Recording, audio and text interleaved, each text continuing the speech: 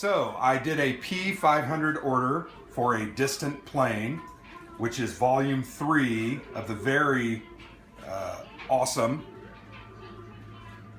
coin series of games created by Volko Ruhnke and then Brian Train as well by GMT Games. I've been waiting for this forever. In fact, I know that I was one of the last ones to P500 it, so therefore I got it almost last. So it was great to show up. I'm very excited. The box feels awesome. I do own 2 other coin series games, Liberty or Death and Fire in the Lake. So I kind of know what to expect, but I'm very excited to open this up and see what's in it. So we'll go ahead and do that. I'm always nervous I'm going to cut my box. So here we go. There we go. They shrink wrap them too well, I think.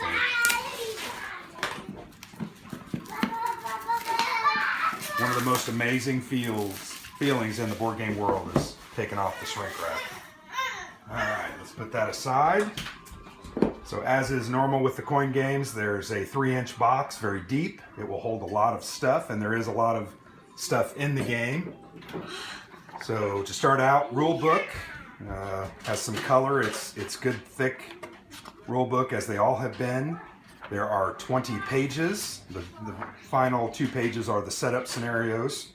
They have a short, a main, and an extended. So I'm pretty excited about that.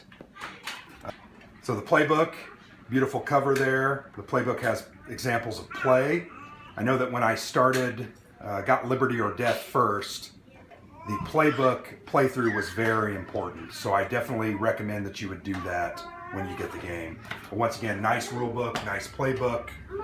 Here are the player aids, which they always do such a great job in the coin games. As you can see, they'll have all 4 factions printed on good thick cardstock, full color, good description, but you can go to the rule book to get better explanation. But you have the coalition forces, the government forces, the warlords, which is the faction that I'm very interested in seeing played or playing myself, and then the Taliban as well. You'll notice the same markers as have been used in the past, particularly in Labyrinth and other games like that. So great looking cardstock. There will be 4 of those, 1 for each player. This plays 1 to 4. So they have 4 of those. You also have the bot sheets, which will help you run through playing a solo game or something less than 4 players where you might have a bot being controlled by this card, which will help you play the game. They do a great job as well. There are 2 of those. Then they have the card list and some other good aids that will help you understand the sequence of play. For those that are familiar with coin games, this is what they all pretty much are like. The one new game coming out next year that has a little bit different setup, but that's very standard. So once again, good quality. Looks like there's 1 counter sheet, unless there's one. Nope, just 1 counter sheet. So you can see they're all lined out. They're beautiful. Love the coin control. Love the colors. One of my favorite things about these games are the production quality. I feel like they're well made, and they're even starting to come. If you'll notice, for those that like to clip counters, you'll notice that those are already clipped and rounded. So they make those look really great, and you really don't have to clip those. You will have to clip the smaller. You'll notice the terror markers, the support, and the opposition markers.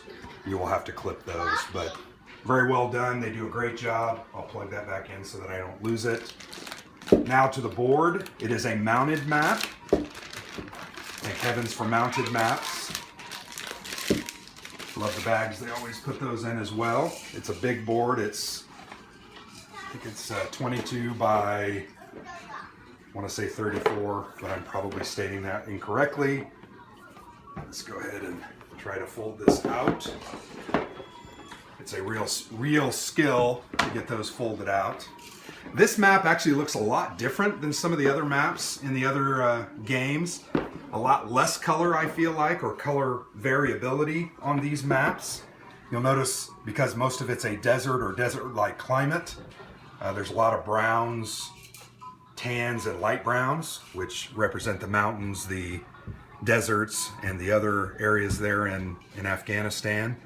Beautiful map, though. You can see the different factions, four corners kind of laid out, the warlords in the bottom left, coalition in the upper left, government upper right, and Taliban in the bottom left.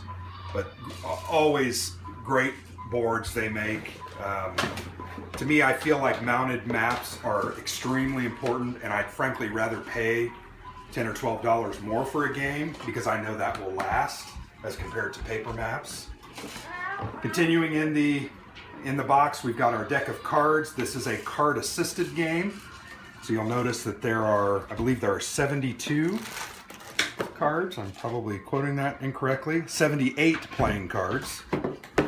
And those cards list turn order at the top so that you know which faction is going first. And then there are events, some that are shaded and some that are unshaded. They always have great art depicting what they are talking about.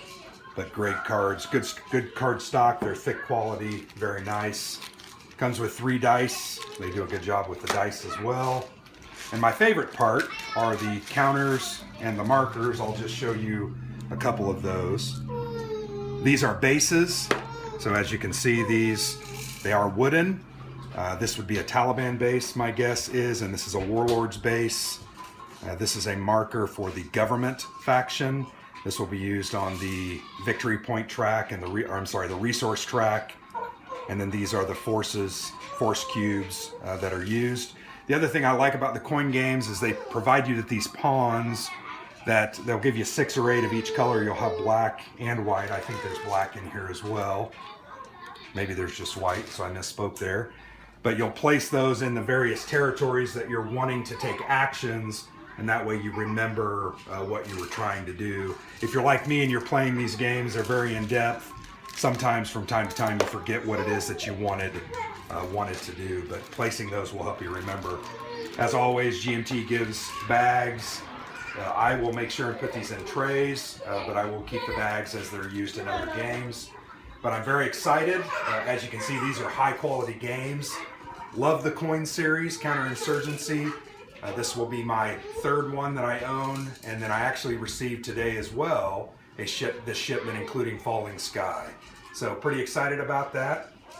Look forward to cracking this open and playing, and very excited to experience the counterinsurgency in Afghanistan.